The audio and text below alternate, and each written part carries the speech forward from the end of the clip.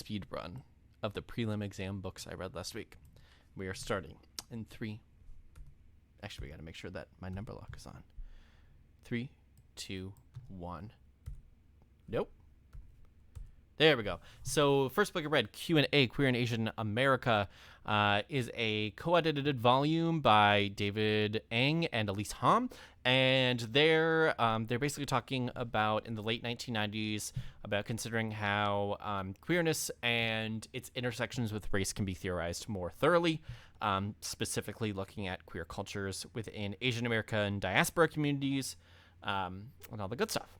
Next up is Cruising Utopia, Jose Esteban Munoz, who wrote this book, pretty popular. It's about basically this idea that like queerness is kind of like on the horizon. It's something that's never really here. We're always kind of striving towards it, but we're also kind of building and working through it as well.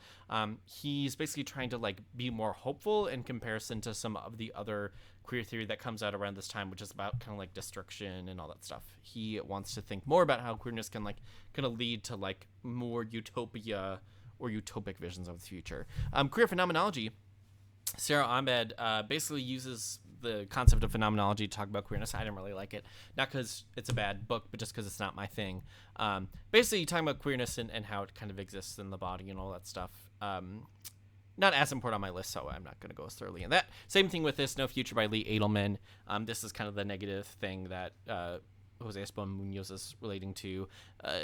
Lee Edelman kind of has this idea that queerness is all about like the death drive and stuff, psychoanalysis. It's not my thing. I do not like psychoanalysis, and I think it's stupid. All right, Queer Art of Failure by Jack Halberstam, Judith Halberstam. Basically, this idea that like queerness and failure are related to each other. Halberstam deliberately uses like low culture in order to talk about it. Again, it's all right, not my style, but it's good. Sex for the Unbearable. Lee Edelman, Lauren Berlant talk about this. It's just too much. It's just too much of like this navel gazing stuff. When you're a tenure professor, I can call you a navel gazer. Queering the Color Line. This was my favorite one of the week. Siobhan Somerville talks a little bit about how the development of sexuality as like it becomes a social category in the United States in the late 1800s is heavily informed also by like discussions of race and identity at the time period too. She kind of gives us historical materialist perspective. Super interesting. Cannot recommend it enough. Queering the Color Line.